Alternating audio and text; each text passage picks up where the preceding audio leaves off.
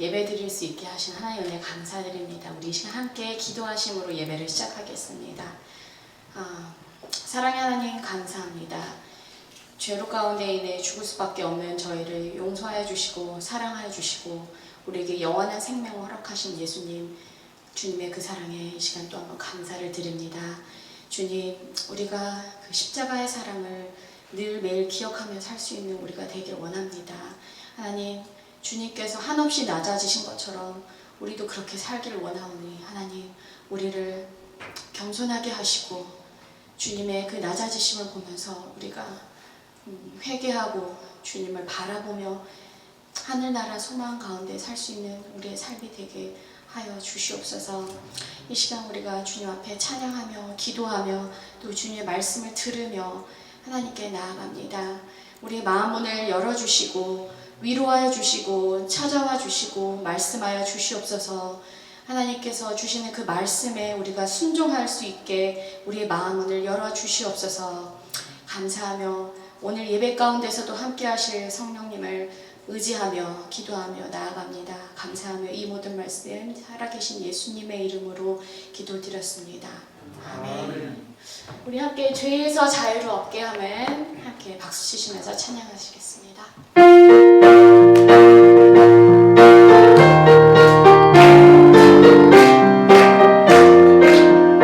주의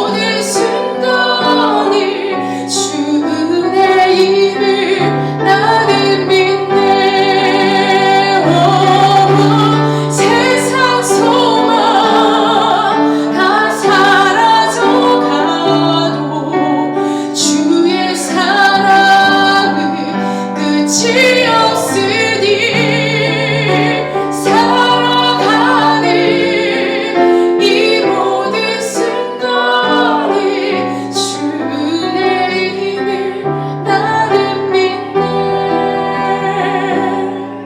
주 은혜임을 나는 믿네.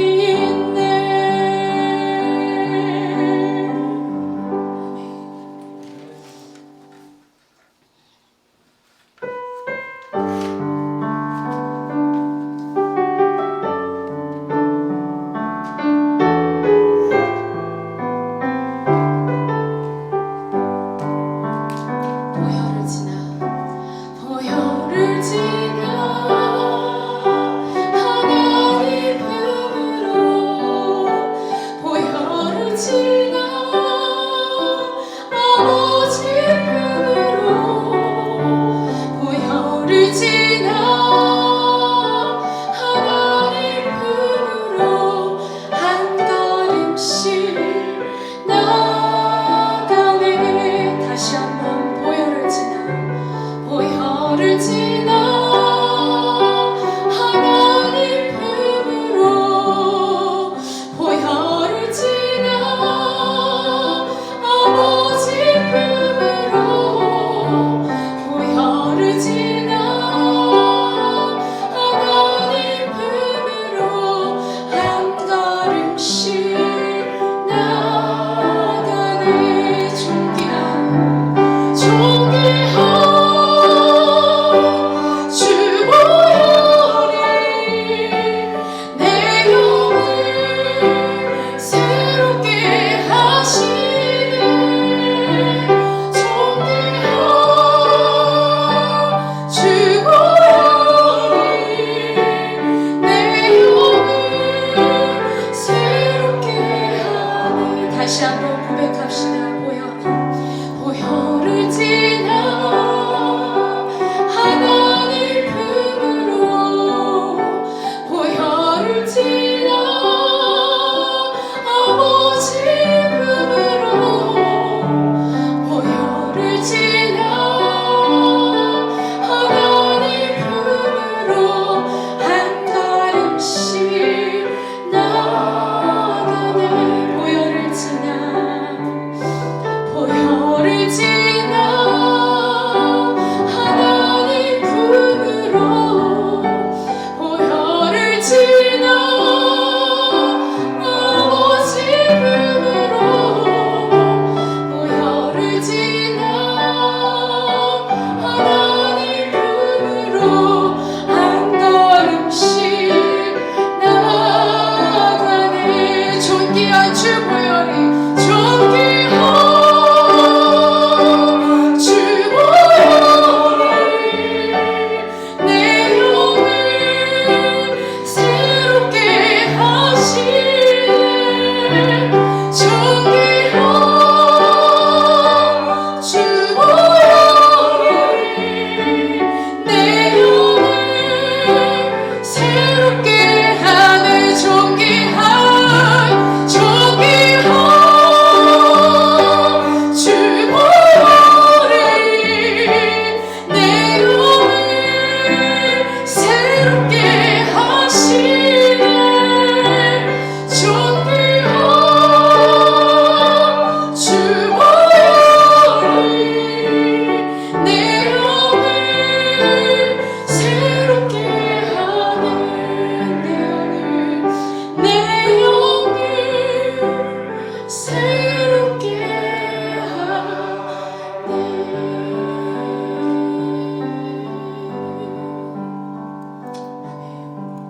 그렇습니다. 우리는 오직 예수님의 피의 보혈만으로 그 보혈을 지나감으로 우리는 영원한 생명을 얻을 수 있습니다. 우리가 매일 그 주님의 그 보혈을 생각하며 매일 우리의 죄를 회개하며 주님의 십자가 앞에 나아가는 삶을 사는 우리가 되기를 원합니다. 그 주님의 피의 보혈이 우리의 삶 가운데 흐르시길 우리 이 시간 함께 간절히 주님의 도움을 구하며 기도를 하겠습니다. 주님 도와주시옵소서. 주님 피의 보혈을 우리가 잊지 않고 살아가는 겸손한 우리가 되게 하시옵소서. 우리 이 시간 간절히 기도하겠습니다.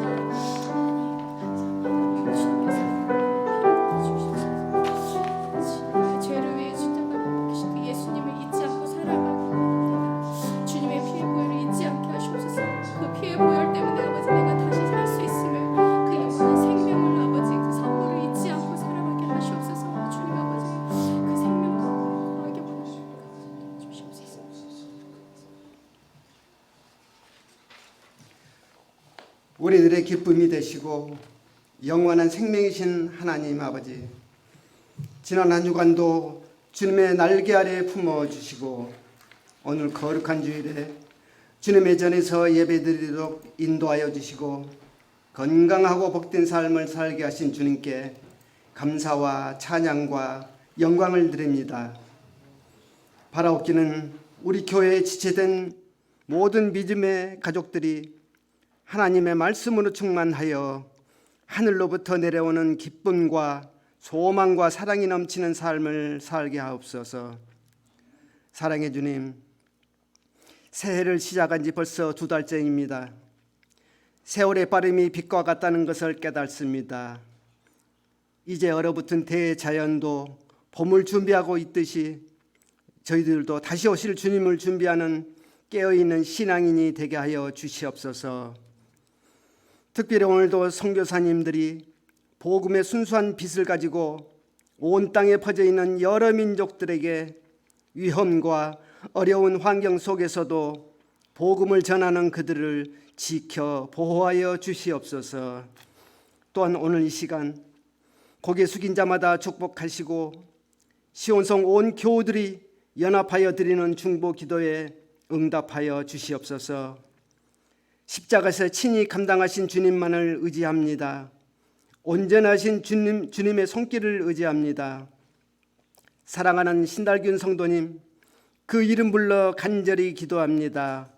어렵고 힘든 치료 중에 있지만 오직 주님만을 바라보게 하시고 아픔과 고통 중에 있지만 치료의 광선을 비춰주시고 주님의 능력으로 덮으시며 손을 내밀어 안수하여 주시옵소서. 우리들의 아픔과 모든 병을 치료하시는 우리 주 예수 그리스도 이름으로 기도드립니다. 아멘.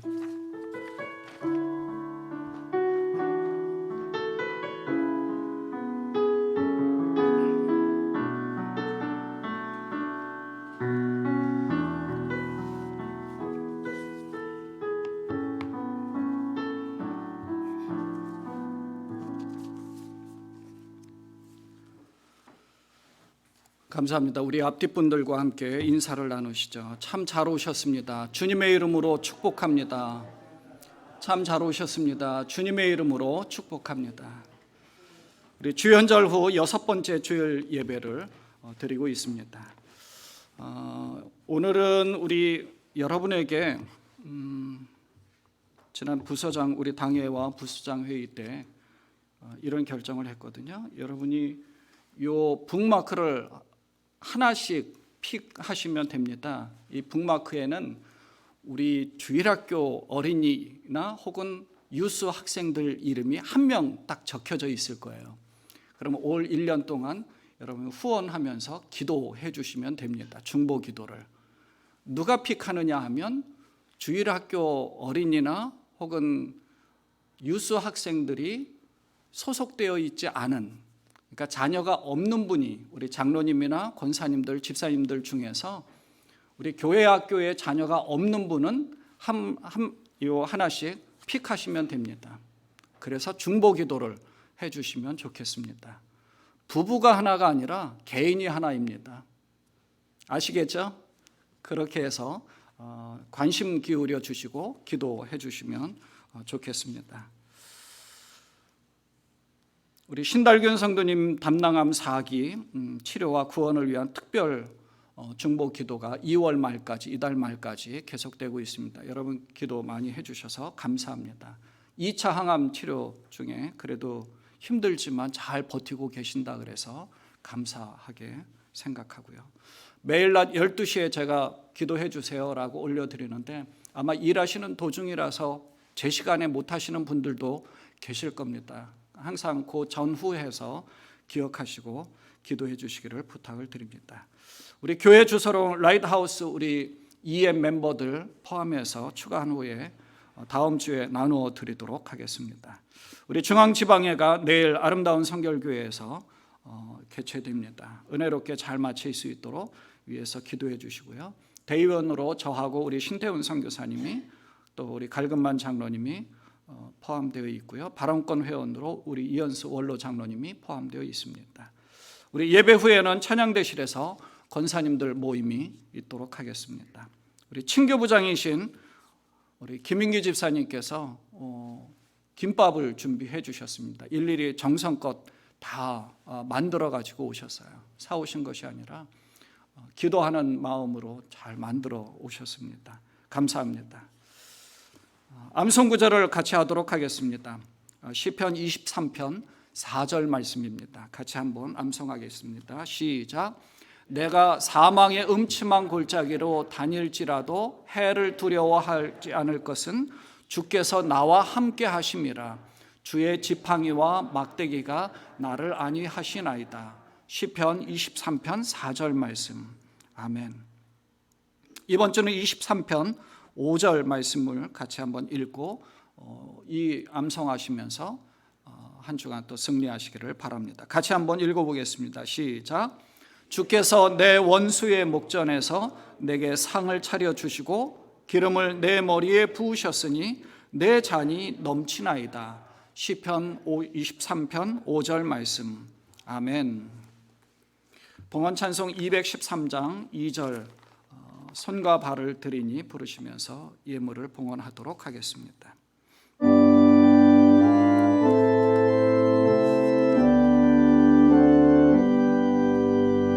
손과 발을 들이니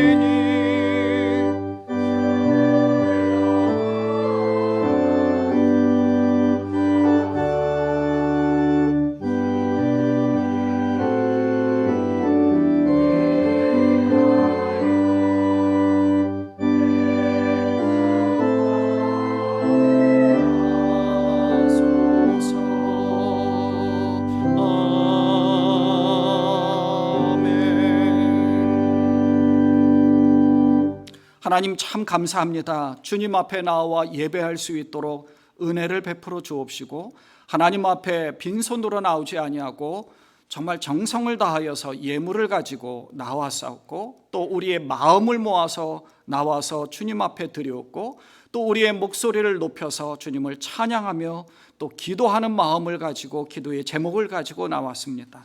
이 모든 것을 주님 앞에 올려드리옵나니 주님이 흠양하시고 영광을 취하시고 또 우리에게 기도에 대한 응답을 하여 주시며 하나님 앞에 올려드리는 이 모든 것을 통하여서 주께서 크게 기뻐하시고 우리에게 마음껏 축복해 주시기를 원합니다. 예물을 미처 준비하지 못한 손길이나 또 드리고 싶어도 없어서 드리지 못하는 손길도 동일한 은혜와 축복을 허락하시고 저들의 마음을 받아 주옵소서.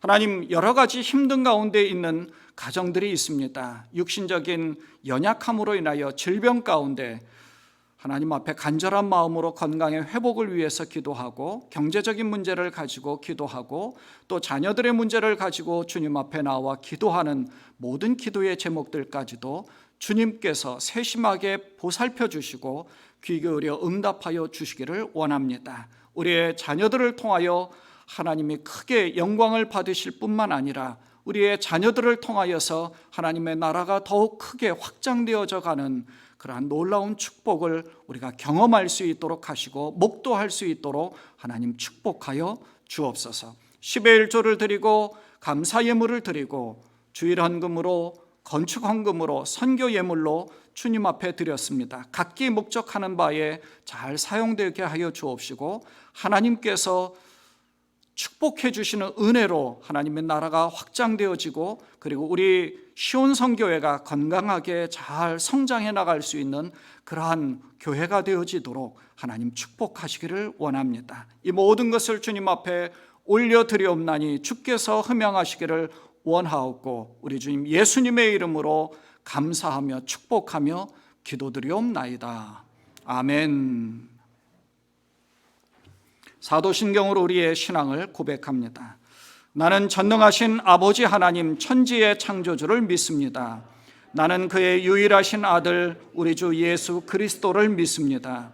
그는 성령으로 잉태되어 동정녀 마리아에게서 나시고 본디오 빌라도에게 고난을 받아 십자가에 못 박혀 죽으시고 장사된 지 사흘 만에 죽은 자 가운데서 다시 살아나셨으며 하늘에 오르시어 전능하신 아버지 하나님 우편에 앉아 계시다가 거기로부터 살아있는 자와 죽은 자를 심판하러 오십니다. 나는 성령을 믿으며 거룩한 공교회와 성도의 교제와 죄를 용서받는 것과 몸의 부활과 영생을 믿습니다. 아멘. 하나님의 말씀을 보겠습니다. 누가복음 12장 13절부터 21절까지의 말씀을 다 일어나셔서 교독하도록 하겠습니다. 무리 가운데서 어떤 사람이 예수께 말하였다. 선생님, 내 형제에게 명해서 유산을 나와 나누라고 해 주십시오. 예수께서 그에게 말씀하셨다. 이 사람아, 누가 나를 너의 재판관이나 분배인으로 세웠느냐? 그리고 사람들에게 말씀하셨다. 너희는 조심하여 온갖 탐욕을 멀리하여라. 재산이 차고 넘치더라도 사람의 생명은 거기에 달려있지 않다.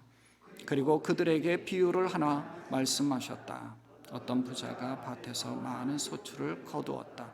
그래서 그는 속으로 내 소출을 쌓아둘 곳이 없으니 어떻게 할까 하고 궁리하였다. 그는 혼자 말하였다. 이렇게 해야겠다.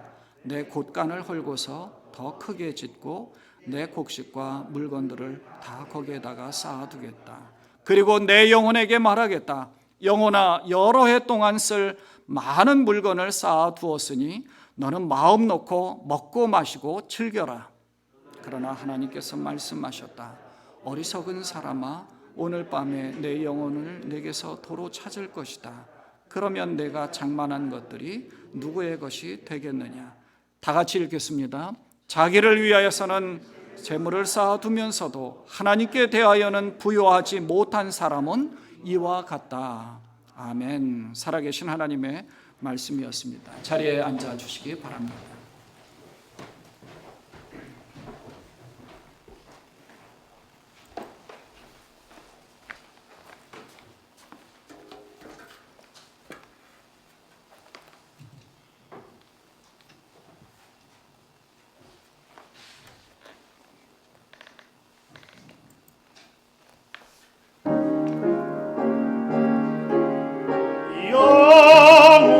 영원하신 주 예수 찬양합시다.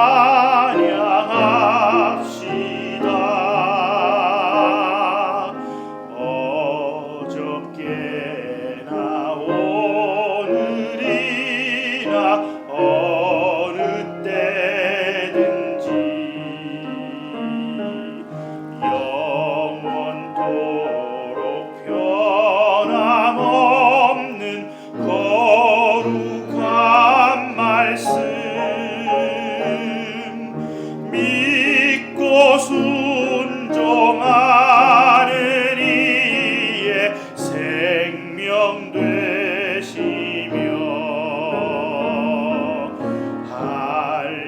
한량없이 아름답고 기쁜 말일세. 허물 많은 베드로를 용서하시고 의심 많은 도마에게 확신 주시며 사랑하는 그의 제자 가슴에 안고 부드러운 사랑으로 품어주셨네.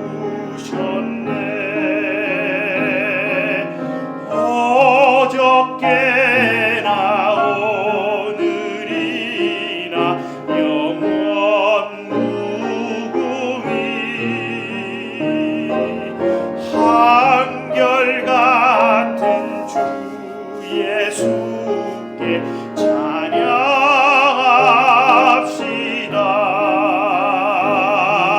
세상 지나고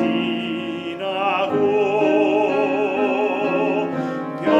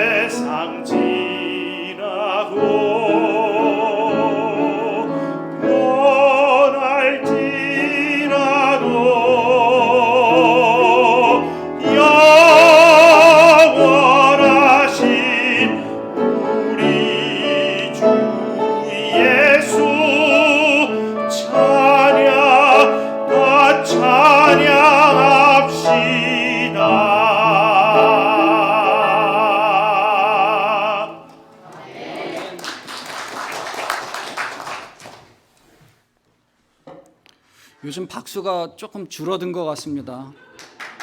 예. 감사합니다.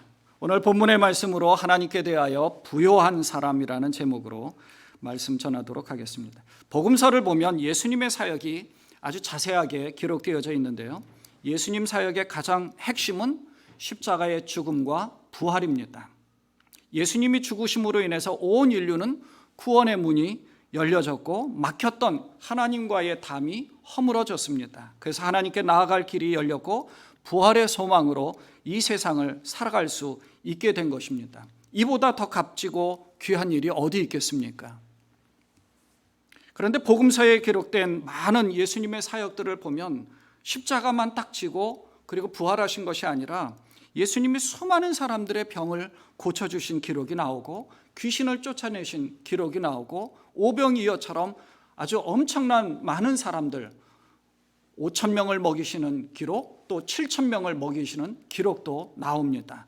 뭔가 기적 같은 바다 위를 걷는 모습도 보여주셨습니다. 변화산상에서 모세와 엘리야와 함께 있는 모습도 보여주셨습니다. 수많은 무리들이 예수님께 병고침을 받으려고 몰려들었습니다. 지금 시대도 마찬가지예요. 주님을 따르는 그런 많은 사람들 가운데 병고침을 받으려고 따르는 분들도 많죠. 그리고 축복만을 기대하면서 주님을 따르는 분들도 많이 있습니다. 그런데 단지 그것만 한정되어서 신앙생활을 한다면 그건 기복신앙입니다. 이 세상에서 병만 낫고 또 이 세상에서 잘 먹고 잘 살기 위해서 주님을 따른다는 것은 기복신앙입니다. 이 세상에서 건강하게 잘 살고 또 하나님께서 잘 살 수 있도록 물질도 허락하시는 것은 분명히 하나님이 허락하시는 겁니다. 근데 거기에 포커스를 맞추면 기복신앙이라는 것이죠. 세상의 복을 추구하는 것은 기복신앙인데 반해서 하나님이 맡겨주신 많은 것들을 누리면서 하나님을 추구하는 삶을 살아가는 것이 참된 신앙이라는 것입니다. 그런데 기복신앙으로 예수님을 따르려고 하는 것을 가만히 보면 예수님이 복이 있는 사람일까요? 복이 없는 사람일까요? 예수님은 복이 없는 사람입니다. 왜냐하면 예수님은 세상에서 돈을 버는 사람도 아니었습니다. 돈이 없었어요. 집도 없었습니다. 그리고 그 생명을 보존하지 못하고 죽으셨습니다. 아주 비참하게 죽으셨어요. 저주를 받고 죽으셨습니다. 그러니까 인간적인 시각으로 보면 예수님은 복 없는 사람이죠. 기복신앙을 가지려고 한다면 사실은 예수님을 믿으면 안 되는 거죠. 그런데 이런 예수님을 우리는 믿고 있습니다. 그럼 여러분이나 저는 복이 있는 사람일까요? 복이 없는 사람일까요? 네, 복이 있습니다. 어떤 복이 있을까요? 예수님을 통하여서 세상에서 잘 살 뿐만 아니라 영생의 축복도 받았으니까 복이 있는 것이죠.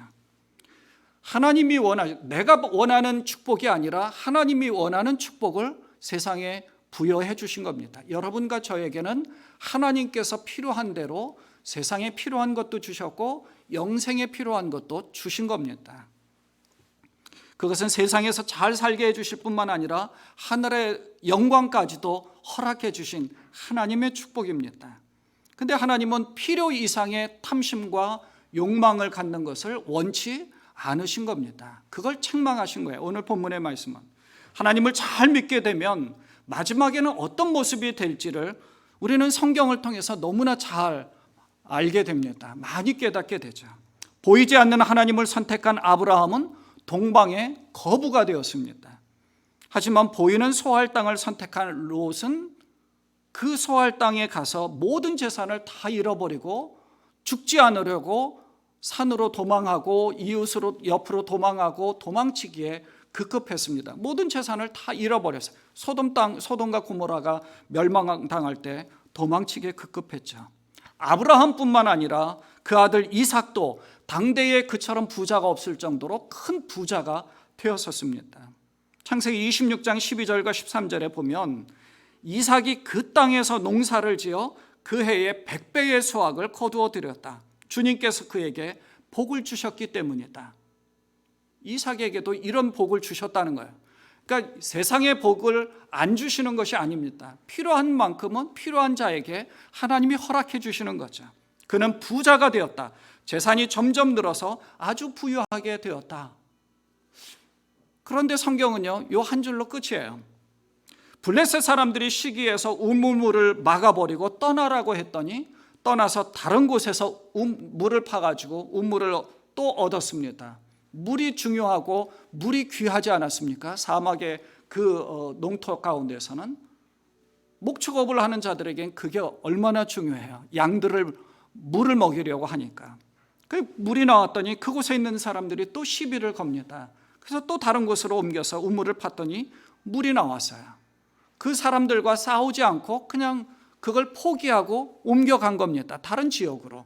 물이 있든 없든 소할 땅처럼 그걸 악착같이 싸워서 쟁취하려고 한 것이 아니었습니다. 그냥 옮겨갔어요. 그런데 그곳에서 우물을 팠더니 이번에는 아무도 시비를 걸지 않아서 그 우물 이름을 르호봇이라고 했는데 이삭은 그곳에 머물지 않고 그곳에서 또 떠나서 부엘세바로 갔습니다.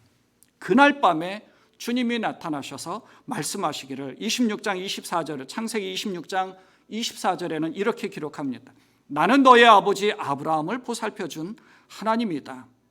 내가 너와 함께 있으니 두려워하지 말아라. 내가 나의 종 아브라함을 보아서 너에게 복을 주고 너의 자손의 수를 불어나게 하겠다라고 말씀합니다. 이삭은 그곳에 제단을 쌓고 주님의 이름을 부르며 예배하였다. 여기에 초점이 맞춰져 있는 것입니다. 세상에서 부자가 되기 위해서 번성하고 있는 그 자리에 계속 머물러 있던 것이 아니라 그곳을 떠났습니다. 그런데 부자가 되는 것이 중요한 것이 아니라 하나님이 허락해 주신다고 분명히 말씀하셨고 이삭은 그걸 받아들였습니다. 그러나 그걸 잡는 것이 아니라 하나님을 잡았고 하나님께 예배하는 일에, 하나님께 제단을 쌓는 일에 더 최선을 다했다는 사실입니다. 이런 말씀을 우리에게 가르쳐주고 깨닫게 해주도록 성경을 통해서 우리에게 주신 이유는 세상의 축복과 세상적인 번영이 아니라 하나님을 믿는 믿음을 가진 사람들에게는 하나님이 필요한 만큼의 축복을 허락해 주신다는 사실입니다. 그걸 가르쳐 주는 거예요. 아브라함에게는 아들이 2명이 있습니다.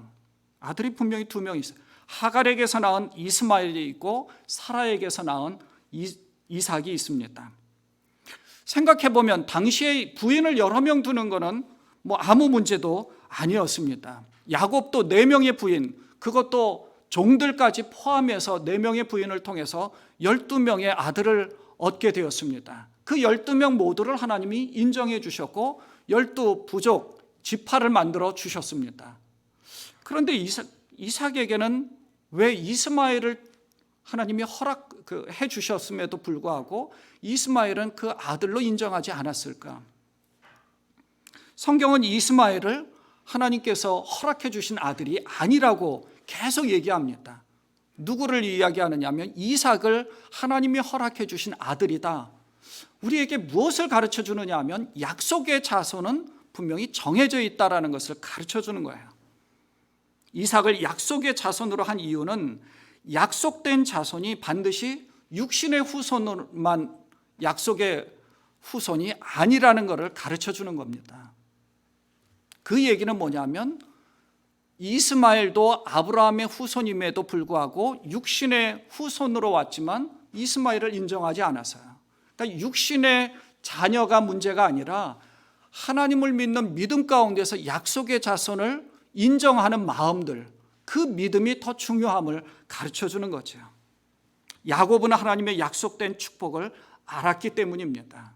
그래서 야곱은 분명히 하나님께서 하나님의 은혜 가운데서 맏아들의 축복이 무엇인가를 알았기 때문에 그걸 잡으려고 장자권을 형 에서를 통해서 팥죽 한 그릇으로 바꾸지 않았습니까? 그걸 가르쳐 주는 거죠. 이삭의 2 아들인 이 맏아들 에서와 둘째 아들 야곱 가운데서 이런 일이 일어났다는 사실을 우리에게 가르쳐 주는 이유가 바로 여기에 있는 겁니다. 그러니까 성경이 우리에게 가르쳐 주는 가장 큰 축복은 제가 여기서 그 다음에 썼죠. 이 다음 페이지에 보면 하나님의 약속을 끝까지 부여받은 잡은 자에게 하나님이 축복을 주신다는 사실을 우리에게 가르쳐 준다는 겁니다. 사랑하는 여러분, 하나님의 축복을 잡으시기 바랍니다. 하나님의 축복은 세상의 축복을 버리는 것이 아닙니다. 하나님이 필요한 만큼 허락해 주시는 것입니다. 세상의 것을 잡는 것이 아니라 하나님을 잡는 것이죠. 하나님의 축복을 잡으면 너희는 먼저 그의 나라와 그의 의를 구하면 이 모든 것을 너희에게 더하여 주시겠다라고 말씀하신 겁니다. 세상의 것을 빼앗고 하늘의 것을 주겠다라고 하신 것이 아닙니다. 1 플러스 1을 더하여 주시겠다라고 하신 겁니다. 1 플러스 1, 그것을 차지하는 여러분 되시기를 바랍니다. 예수님은 그것을 직접적으로 보여주셨습니다. 그래서 병을 고쳐주시고 귀신을 쫓아내 주셨습니다. 수많은 사람들에게 오병이어와 같은 표적도 보여주셨습니다. 1 플러스 1을 보여주시는 거예요. 병자를 고쳐주셨을 뿐만 아니라 그 죄도 사하여 주시는 권세를 보여주시면서 죄도 사하여 주셨습니다.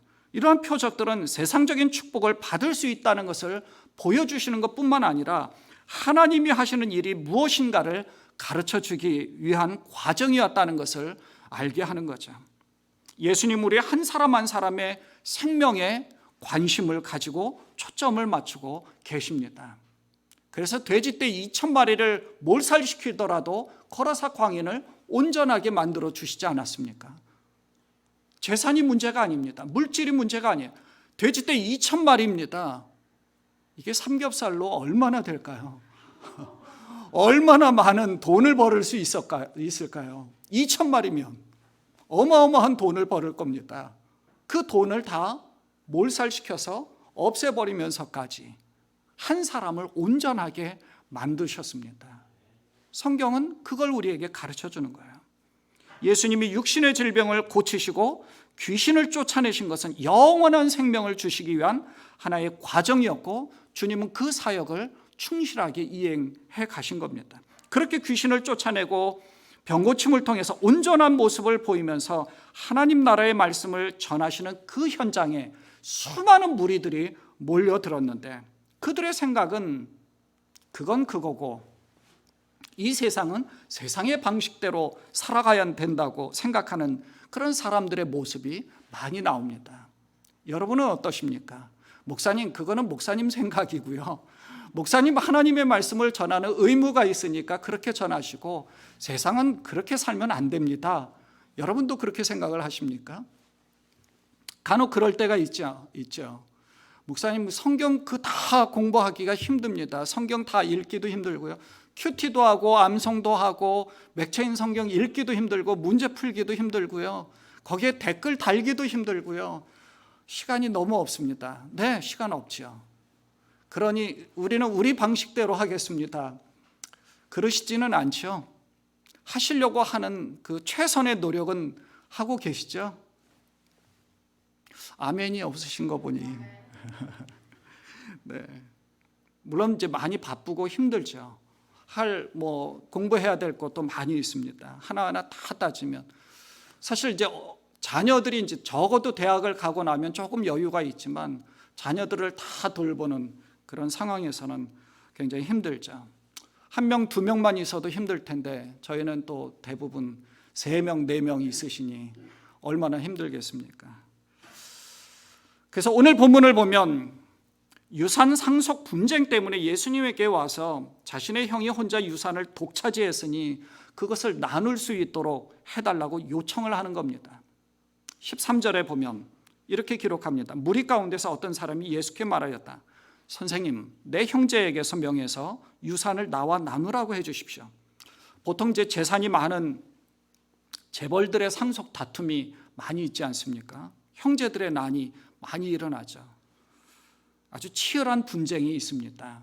왜냐하면 돈이 조금 있으면 없는 집은 싸울 것도 없어요. 근데 돈 때문에 많이 싸우게 되죠. 그것도 돈만 있는 것이 아니라 회사가 걸려져 있으면 더더군다나 그런 일들이 많이 일어나는데요. 신명기 율법에 의하면 맏아들은 다른 형제들에 비해서 유산을 2배로 상속받도록 율법으로 이제 규정을 했습니다. 율법으로 규정한 이유는 맏아들 장자가 모든 것을 독차지하라는 이유가 아닙니다. 장자에게는 조금 더 특혜를 주면서 2배를 줄 테니 유산을 나누라는 겁니다. 나누는 것에 포인트가 있는 거죠. 하나님은 그것을 원하는 겁니다. 장자를 인정해서 장자를 더 우대하기 위해서 율법을 규정한 것이 사실은 아니겠죠. 나누도록 한 거죠. 그렇지만 오늘 본문에 보면은 전부 물려받는 그지 못하도록 했는데 아마 이제 형이 많은 것을 차지했던 모양입니다. 독차지한 모양이에요. 그래서 상속에 관한 분쟁을 법정으로 가져가야 되는데 자기가 보기에는 그래도 예수님이 권위가 있다고 생각을 한 것 같습니다. 그래서 예수님에게 와서 해결받으려고 했던 것 같습니다. 14절과 15절에 보면 예수님이 이제 그에게 이렇게 말씀합니다. 이 사람아, 누가 나를 너희의 재판관이나 분배인으로 세웠느냐? 그리고 이제 사람들에게 말씀을 하십니다. 그것을 통해서 뭔가를 가르쳐 준 거죠. 너희는 조심하여 온갖 탐욕을 멀리하여라. 탐욕을 멀리하라고 말씀한 겁니다. 재산이 차고 넘치더라도 사람의 생명은 거기에 달려있지 않다. 생명이 더 중요하다는 겁니다. 재산이 아무리 많고 아무리 차고 넘치더라도 생명만큼 뭐가 소중하겠느냐라고 반문하는 거죠. 그래서 주님은 이 분쟁에 개입하지 않고 이 분쟁을 통해서 영적 교훈을 주신 겁니다. 그래서 아주 어리석은 부자의 비유를 말씀하십니다. 16절 이하에 보면 어떤 부자가 밭에서 많은 소출을 거두었습니다. 그래서 그는 속으로 내 소출, 하나님이 주신 소출이 아니죠. 내 소출, 바벨탑과 같은 겁니다. 자기 이름을 내기 위한 것처럼 자기만 생각을 하는 거죠. 내 소출을 쌓아둘 곳이 없으니 어떻게 할까라고 궁리합니다. 그래서 이제 혼자 말하는 겁니다. 이렇게 해야 되겠다. 내 곳간을 헐고서 나가 중체가 되어서 자기만 생각하고 있다는, 자기를 강조하고 있는 거죠. 내 곳간을 헐고서 더 크게 짓고 내 곡식과 내 물건들을 거기에다가 쌓아두어야 되겠다. 이렇게 생각을 하는 겁니다. 그렇게 마음 놓고 먹고 마시고 즐기려고 합니다. 그런데 이 사람이 생각하지 못한 게 있죠. 그때 하나님이 이렇게 말씀합니다. 20절 이하에 보면 어리석은 사람아, 오늘 밤에 내 영혼을 내게서 도로 찾을 것이다. 그러면 내가 장만한 것들이 누구의 것이 되겠느냐? 자기를 위해서는 재물을 쌓아두면서도 하나님께 대하여는 부여하지 못한 사람은 이와 같다라고 우리에게 영적 교훈을 가르쳐 준 겁니다. 그러니 우리는 세상의 모든 것을 잡으려고 악착같이 하려다가 한순간에 하나님이 불러가시면 우리는 쥐고 갈 수도 없습니다. 오히려 악착같이 모은 것 때문에 아마 자손들이 싸울지도 모르는 거야. 하나님이 필요한 대로 허락해 주시면 그것을 통해서 뭔가 해나가고 하나님께 대하여서 부요한 마음을 가질 때에 하나님이 더 크게 축복하시지 않겠습니까? 이 어리석은 사람은 자기를 위해서 목표를 정하고 열심히 모았지만 그 목표를 이룬 그날 밤에 하나님께서 그 영혼을 데리고 가시면 이처럼 허망한 인생이 어디 있겠습니까?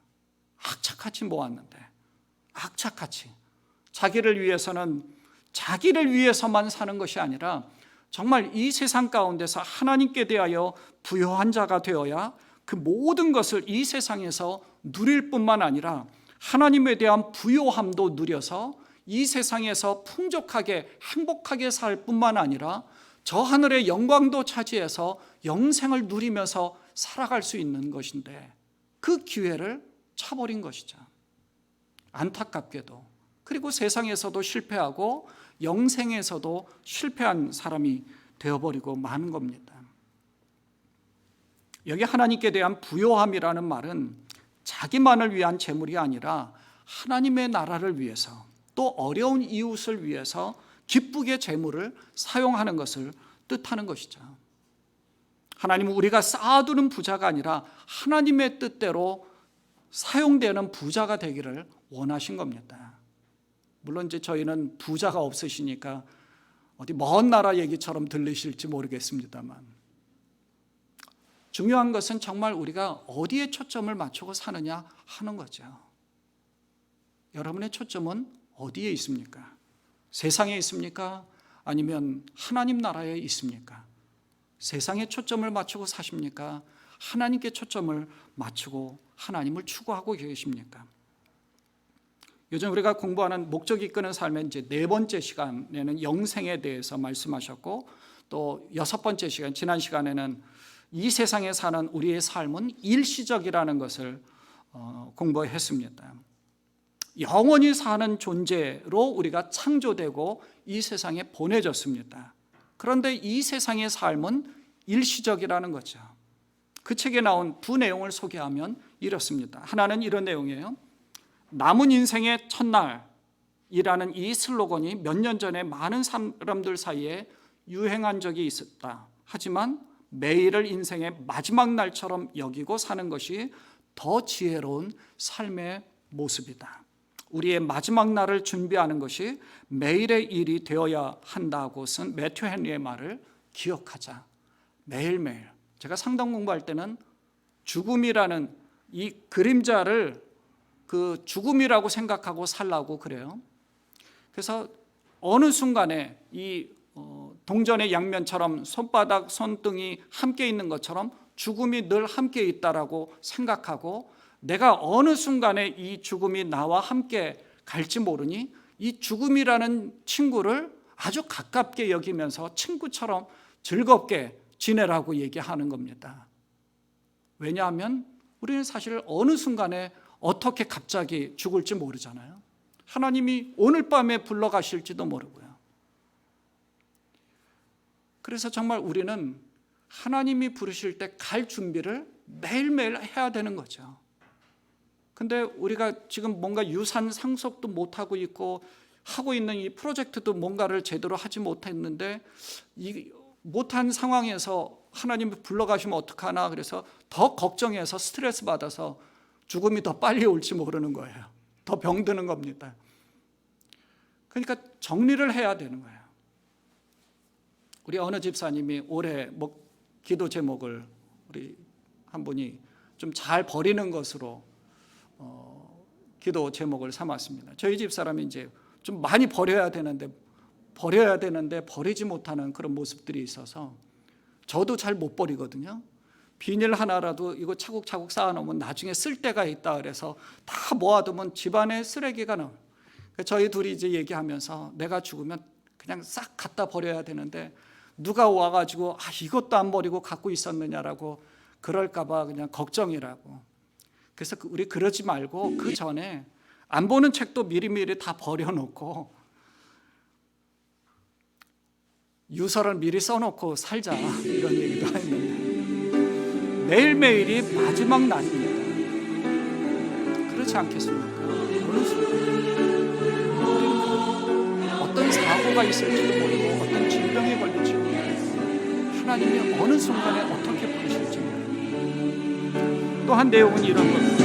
이 세상에서의 삶이 일시적이라는 것이라는 깨달음은 우리의 가치관을 근본적으로 바꾸는 것입니다. 또한 우리의 삶에는 무언가 결정을 내려야 할 때 일시적인 것이 아닌 영원한 가치가 근본적인 기준이 될 것입니다. 일시적인 삶의 표대가 아니라 영원이라는 것에 표대를 두어야 된다는 거죠. C.S. 루이스는 영원하지 않은 것은 영원히 무용지물이다.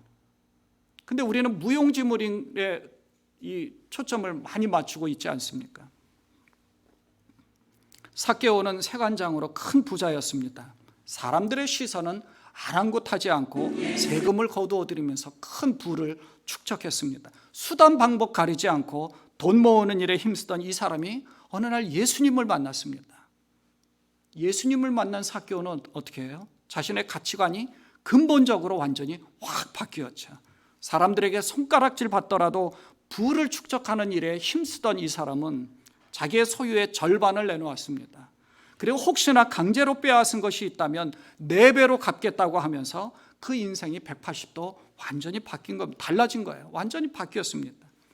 진정으로 예수님을 만나면 세상적인 탐심을 버리고 그 가치관이 완전히 바뀌게 되는 것이죠. 하나님을 추구하며 하나님의 나라를 바라보면서 하나님의 나라가 어떻게 더 확장되어져 갈 수 있는지에 초점을 맞춰 살아가다 보니까 하나님이 더 많은 것을 허락해 주신다는 것이죠. 세상적인 성공을 꿈꾸었던 바울도 마찬가지입니다. 예수님을 만난 후에는 그 인생이 180도, 그 목표로 삼았던 세상의 성공이 완전히 다 바뀐 것이죠. 180도 바뀌고 가치관도 바뀌어서 그 인생이 완전히 바뀌어서 복음을 핍박하던 사람이 오히려 복음을 증거하고 전하는 그리스도인 성도로서, 그리고 선교사로서, 하나님 복음 사역자로서 말씀을 전하는 자가 되었던 것입니다. 성공을 꿈꾸었던 그 바울은요, 죽을 고비를 말도 없이 여러 번 넘기죠. 죽을 만큼 매를 맞기도 했습니다. 그러나 하나님에 대하여서 부요한 자가 된 것입니다. 완전히 바뀐 거죠. 사랑하는 여러분, 오늘 말씀을 보면 탐욕을 멀리하라고 말씀하시면서 재산이 차고 넘치더라도 사람의 생명은 거기에 달려있지 않다고 말씀하셨습니다. 세상에 영원하지 않은 것에 탐심을 부리는 것이 얼마나 어리석은 일인지 우리에게 가르쳐주면서 정말 중요한 것이 무엇인지를 가르쳐줍니다. 물론 우리는 이 땅에서 하나님이 필요한 만큼 허락해 주실 것이고, 하나님이 우리에게 정말 이삭처럼 혹은 아브라함처럼 필요한 자에게는 거부가 될 수 있는 그것도 허락하실 겁니다. 그러나 내 마음은 하나님을 추구하는 것이 더 중요하다는 겁니다. 사실 우리 갈 장로님의 기도 제목 가운데는요, 우리 온 성도들의 그 수입이 적어도 25% 늘게 해 주십시오. 그렇게 기도 제목을 가지시긴 하셨습니다. 저도 물론 그렇게 기도합니다. 더 많은 수입을 가질 수 있도록, 더 많이 벌 수 있도록 최선을 다해서 하나님 열심히 살아가는 모든 자들에게 더 많은 수입이 건강하게 정말 수입을 잘 가질 수 있도록 그렇게 기도하죠. 그러나 거기에 초점이 아니라 하나님께 초점을 둘 때 하나님이 허락해 주신다는 겁니다. 바라기는 영원하지 않은 것은 영원히 무용지물이라고 C.S. 루이스가 말한 것처럼 무용지물에 최선을 다하고 공들이는 것이 아니라 영원한 것에 최선을 다하고 공들이는, 그래서 하나님께 부요한 사람이 되시기를 바랍니다. 하나님이 이 세상에 우리를 보내주신 분명한 이유가 있고 목적이 있습니다. 그 목적을 이루어 가시면서 하나님께 대하여 부요한 자로서 하늘의 영광을 바라보면서 이 땅에서 청지기적인 사명을, 그래서 하나님이 맡겨주신 우리의 육신이나 우리의 자녀나 또 하나님이 맡겨주신 모든 재물이나 그것을 주님이 원하시는 대로 사용하시면서 주님을 추구하는 그런 삶을 사시는 그런 여러분 되시기를 주님의 이름으로 축원을 드립니다. 기도하겠습니다. 하나님 아버지, 참 감사합니다. 하나님의 은혜 가운데서 하나님이 맡겨주신 모든 것들을 청지기적인 사명을 가지고 모든 것들을 잘 관리하면서 하나님을 추구하는 삶, 하나님께 부요한 사람이 되어질 수 있도록 은혜 베푸심을 감사드립니다. 하나님이 맡겨주신 것에 최선을 다하여서 청지기적인 사명을 잘 감당해서 하나님께 영광을 돌리게 하시고, 우리에게 맡겨주신 것으로 인하여서 하나님 이 땅에서 하나님이 그 나라가 더욱 확장되어지는 일에 사용되게 하시고, 우리를 통하여서 하나님이 영광을 받으실 뿐만 아니라 우리를 통하여서 하나님이 더 크게 이 땅에서 하나님의 나라가 확장되어지는 일에 사용되어지는 우리의 재능, 그리고 우리의 물질, 그리고 우리의 후손들, 우리가 하고 있는 모든 재능들 되어지도록, 하나님 모든 달란트 되어지도록 하나님 축복하여 주옵소서. 우리 주님 예수님의 이름으로 감사하며 기도드리옵나이다. 아멘. 이제 다 자리에서 일어나셔서 찬송가 597장 이전에 주님을 내가 몰라 부르시고 축도하심으로 예배를 폐하도록 하겠습니다.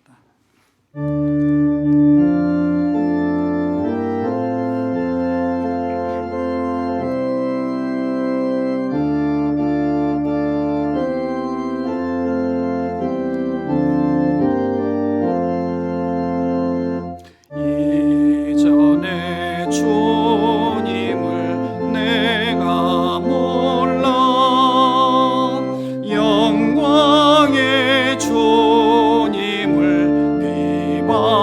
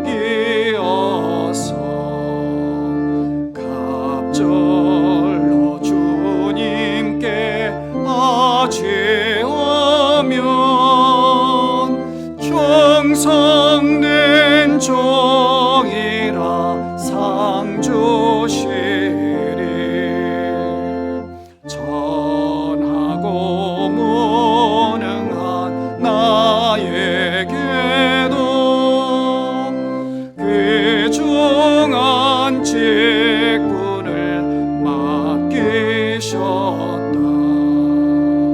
그 은혜 고맙고 고마워라. 이 생명 바쳐서 충성하리. 나 하는 일들이 하도 적어 그 열매 눈앞에 안 배어도 주님께 죽도록 충성하면 생명의 면류관 얻으리라.